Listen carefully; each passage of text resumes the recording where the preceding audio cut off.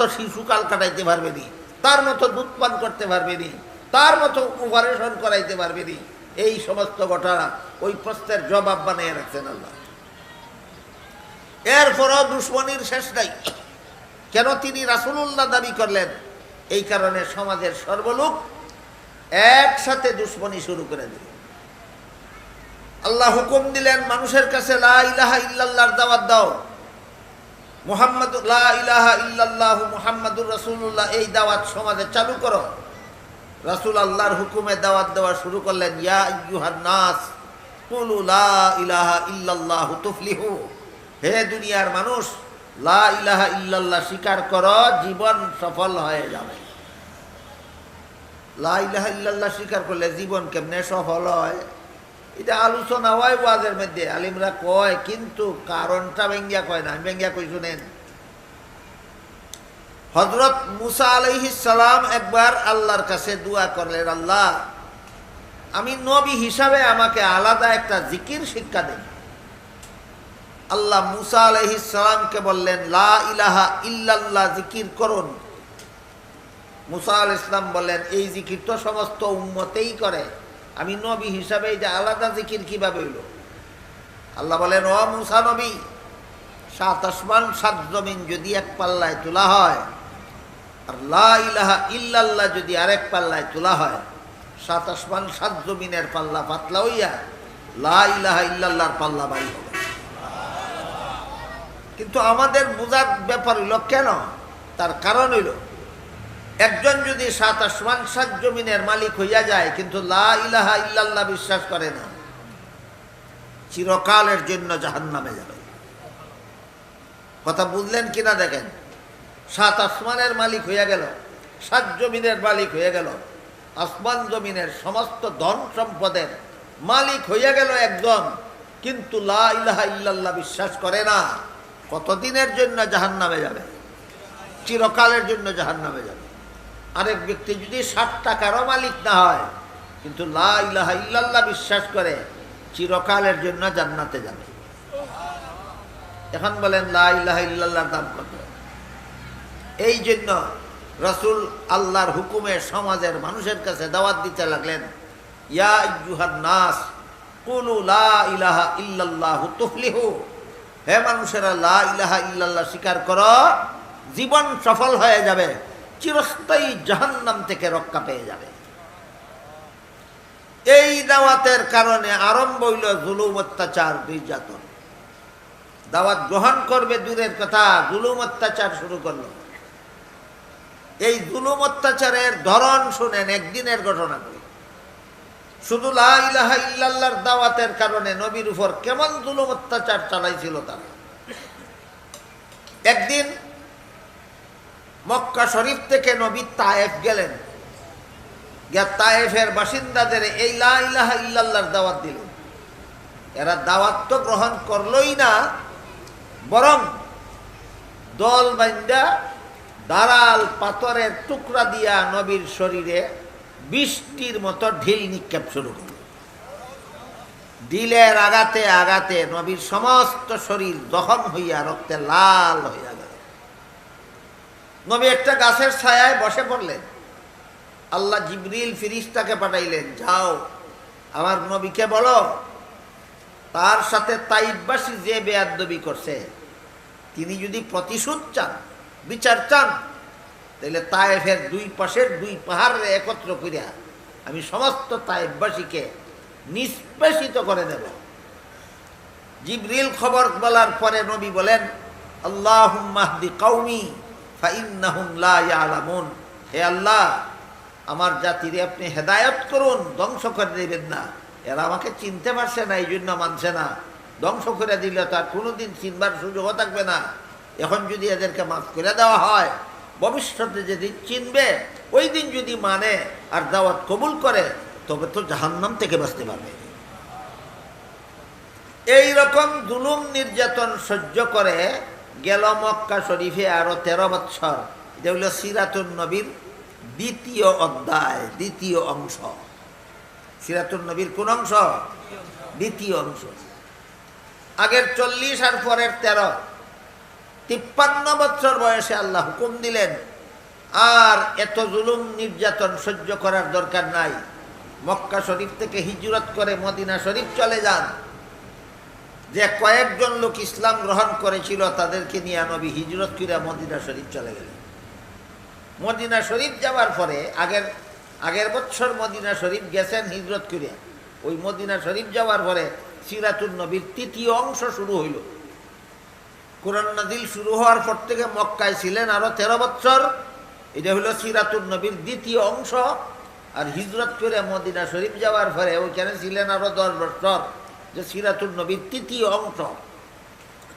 আগের বছর হিজরত করে মদিনা শরীফ গেলেন, পরের বছরই আবু জাহাল মক্কা শরীফ থেকে 950 সন্ত্রাসী অস্ত্র শস্ত্র লইয়া মদিনায় রওনা হলো, ওইখানে গিয়ে অত্যাচার করার জন্য, হামলা করার। আল্লাহ হুকুম দিলেন আর নীরবে অত্যাচার সহ্য করা নয়, এখন এই সন্ত্রাসীদেরকে দমন করার জন্য আপনি জিহাদের ময়দানে বের হন। আল্লাহর হুকুমে রসুল এই সন্ত্রাস বন্ধ করার জন্য সন্ত্রাসীদের বিরুদ্ধে জিহাদের ময়দানে বের হয়ে গেলেন। মাত্র 313 জন, প্রায় নিরস্ত্র নিরীহ মুসলমানদেরকে নিয়ে। এরা হইল 950 অস্ত্র সজ্জিত, আর এরা মাত্র 313 জন। তাও নাম মাত্রে কয়েকজনের অস্ত্র আছে, আর বাকি অধিকাংশের এই অস্ত্র নাই। দুনু পক্ষ বদরের প্রান্তরে মুখামুখি হইল। আল্লাহ পাক রব্বুল আলামিন নবীর সাথে নিরীহ মুসলমানদেরকে অভয় দিলেন, তোমরা ভয় খাইও না, তোমরা সংখ্যায় কম, তোমরা অস্ত্র কম, শত্রুরা সংখ্যায় বেশি, এরা অস্ত্র সজ্জিত, ভয় খাইও না। আমি 5000 ফিরিস্তা পাঠাইব তোমাদের পক্ষ হইয়া শত্রুদের বিরুদ্ধে যুদ্ধ করার জন্য। বদরের যুদ্ধে আল্লাহ মুসলমানদের পক্ষে 5000 ফিরিস্তা পাঠাইছেন আবু জাহালের বাহিনীর বিরুদ্ধে যুদ্ধ করার জন্য। এই রকম যুদ্ধ নবীর 10 বৎসরের শেষের অংশে এই রকম যুদ্ধ হয়েছে সর্বমোট 66টা। 10 বছরে কটা যুদ্ধ হয়েছে? 66টা যুদ্ধ হয়েছে 10 বছরে। এর মধ্যে 23টা যুদ্ধের মধ্যে নবী নিজেই সেনাপতি ছিলেন, আর 43টা যুদ্ধে নবী অন্য একজন সেনাপতির অধীনে সেনাবাহিনী পাঠাইছে। এই সমস্ত যুদ্ধের মধ্যে একটা যুদ্ধের নাম আছে কুরআনের ভাষায় গজওয়ায়ে আহজাব, আর ইতিহাসের ভাষায় এই যুদ্ধটার নাম খন্দকের যুদ্ধ। 66টা যুদ্ধের মধ্যে সিরাতুন নবীর কোন অংশে? হ্যাঁ, 3য় অংশে 10 বৎসরের মাদানী জিন্দেগিতে যে 66টা যুদ্ধ হইল শত্রুদের মোকাবেলায়, এর মধ্যে একটা যুদ্ধের নাম কুরআনের ভাষায় গজওয়ায়ে আহজাব, আর ইতিহাসের ভাষায় খন্দকের যুদ্ধ। এই খন্দকের যুদ্ধে, খন্দক মানে গর্ত, শত্রু বাহিনী যেন মদিনায় প্রবেশ করতে না পারে হামলা করার জন্য। এই কারণে দীর্ঘ কয়েক মাইল জায়গা নিয়ে গভীর গর্ত খনন করার সিদ্ধান্ত হইল। যেই গর্ত লাফ দিয়া পার হওয়া যাবে না, যেই গর্তে পড়লে আর সহজে উদ্ধার হওয়া যাবে না, এমন কঠিন গর্ত খনন করার সিদ্ধান্ত রাসূল নিলেন। এই কারণে যুদ্ধটার নাম খন্দকের যুদ্ধ। এই গর্ত খোদাটা বড় কঠিন কাজ ছিল, কারণ আরব দেশের মাটি এমন 1 ফুট 2 ফুট 3 ফুট খুদলেই বিশাল পাথর বাইর হয়, যে এক একটা পাথরে এক একটা পাহাড়, পাহাড়ের সমান পাথর। এই পাথর ভাঙাও যায় না, কাটাও যায় না, গর্ত খুদাও যায় না। বুঝে থাকলে এবার বলেন, খন্দক খুদার কাজটা খুব সহজ ছিল না অত্যন্ত কঠিন ছিল? অত্যন্ত কঠিন ছিল। এমত অবস্থায় আল্লাহ রাসূল সমস্ত সাহাবাদের মধ্যে ভাগ করে দিলেন, এই যত এরিয়া নিয়ে খন্দক খুদা হবে, এরিয়াটার অংশ করে করে টুকরা টুকরা করে ভাগ করে দিলেন। এই অংশ তোমরা কতজনে খুদো, ওই অংশ আর কতজনে খুদো, এই অংশ আর কতজনে খুদো। এর মধ্যে একটা অংশের খন্দক খুদার জন্য আল্লাহ রাসূল নিজেও কুদাল হাতে নিয়ে খন্দক খুদার কাজে অংশগ্রহণ করলেন। রাসূল করিম সাল্লাল্লাহু আলাইহি ওয়াসাল্লাম যখন এই কঠিন খন্দক খননের কাজে অংশগ্রহণ করলেন, সাহাবায়ে কেরামদেরকেও নির্দেশ দিলেন, তখন নবীর যুগেই মুসলমানদের সাথে মিশিয়া থাকতো একদল মুনাফিক। এরাও কইতো আমরা মুসলমান, এরাও কলেমা পড়তো, এরাও মুসলমানের সাথে নামাজ পড়তো, এরাও মুসলমানের সাথে যুদ্ধের ময়দানে শত্রুদের মোকাবেলায় যুদ্ধে যাইত। কিন্তু এরা বড় চালাক ছিল। এরা যখন দেখতো পরিবেশ পরিস্থিতিটা এমন যে এই যুদ্ধে মুসলমানরা সহজে জয়ী হইতে পারবে, তখন যুদ্ধে থাকতো। যুদ্ধে জয়ী হইলে পরে শত্রুরার হাত থেকে যে সমস্ত ধন সম্পদ দখল হয় মুসলমানদের, এগুলির ভাগ নেওয়ার জন্য মুনাফিকরাও মুসলমানদের সাথে যুদ্ধে থাকত। আর যদি দেখতো যে পরিস্থিতি এমন যে মুসলমানেরা জয়ী হওয়ার সম্ভাবনা কম, তখন নানা রকম বাহানা করিয়া যুদ্ধের ময়দান থেকে পলায়ন করত। খন্দকের যুদ্ধের অবস্থা যে বিবরণ আমি আপনাদের দিলাম, বুঝে থাকলে বলেন সহজ ছিল বিজয়ী হওয়া না কঠিন ছিল? কঠিন ছিল। মুনাফিকরা যখন বুঝতে পারলো যে এই বিশাল বিশাল পাথর খাইতে খন্দক খুদা আর এর দ্বারা শত্রুরে ফিরানি যে সম্ভবপর ব্যাপার না, এই যুদ্ধে থাকলে মাল পাবো দূরের কথা, জান যাইব, কাজে এখান থেকে পলায়ন করা দরকার। এই কুবুদ্ধি কইরা মুনাফিকরা নানা রকম বাহানা পেশ করতে লাগলো রসুলের কাছে যে আমরা রে যুদ্ধের দায়িত্ব থেকে অব্যাহতি দিয়া দিন, আমরা বাড়িতে চলে যাই। মুনাফিকদের এই অবস্থার প্রতিবাদে আল্লাহ পাক রব্বুল আলামিন আয়াত নাযিল করে বলেন, লাকাদ কানা লাকুম ফি রাসূলিল্লাহি উসওয়াতুন হাসানাতুন লিমান কানা ইয়ারজুল্লাহা ওয়াল ইয়াউমাল আখিরা ওয়া যাকারাল্লাহা কাসীরা। আল্লাহর রাসূলের মধ্যে রয়েছে তোমাদের জন্য উত্তম আদর্শ। এবার আমরা বোঝার চেষ্টা করি আদর্শ কিভাবে। ওই যে আগে কইলাম 40 বছরের ভিতরে অনেক ঘটনা ঘটেছে, নবী অনেক কাজ করছেন যেগুলি আমরা করতে পারবো না, করার ক্ষমতাই নেই। তাইলে নবী আদর্শ কেমনে হইলেন? এই প্রশ্নের জবাব হইল 40 বছর পূর্ণ হওয়ার পরে 13 বছরের মক্কি জীবন আর 10 বছরের মদনী জীবন।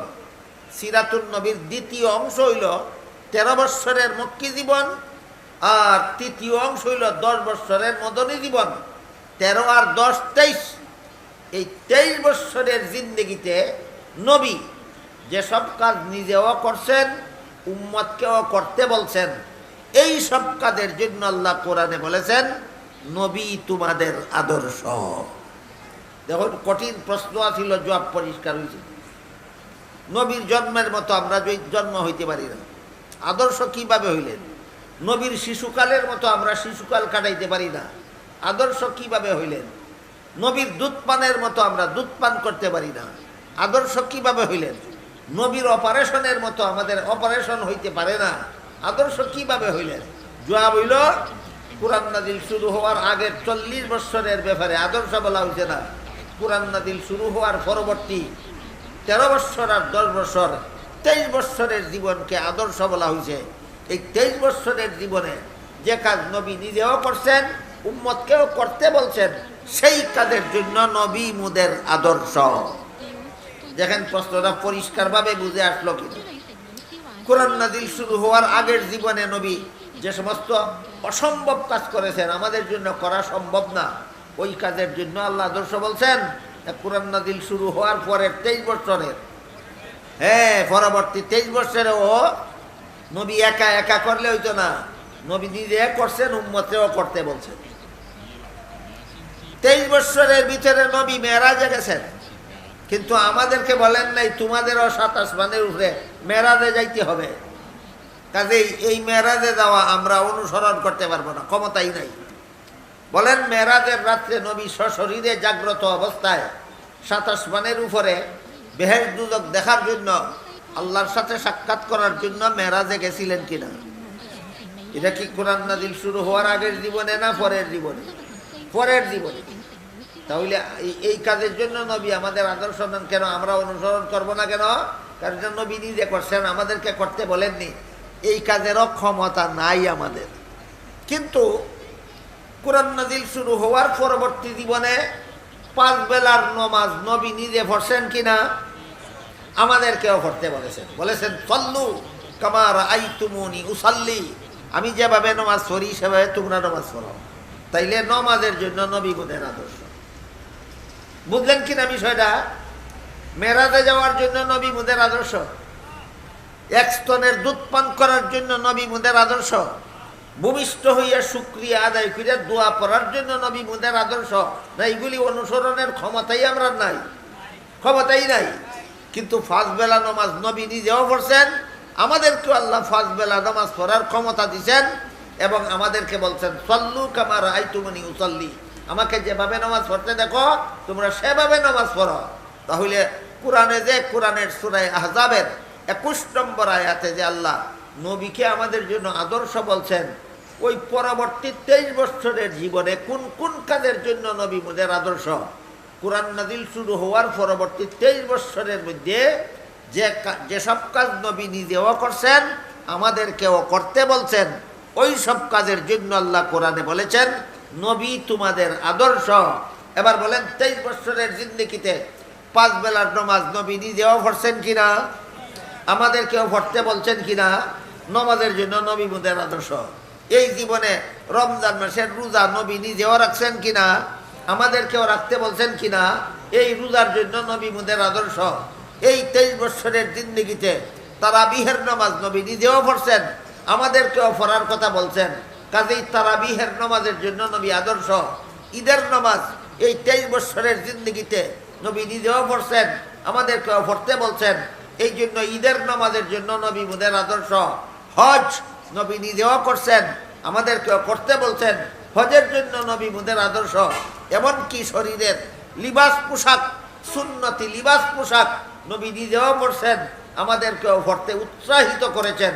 সুতরাং শরীরের লিবাস পোশাকের জন্য নবী মুদের আদর্শ, মাথার চুলের জন্য নবী মুদের আদর্শ, মুখের মুছ দাড়ির জন্য নবী মুদের আদর্শ, এই সব কাজের জন্য নবী মুদের আদর্শ। তাহলে নবী মুদের আদর্শ কোন কোন ব্যাপারে? কোরআন নাজিল শুরু হওয়ার 23 বছরের জমানাত যেসব কাজ নবী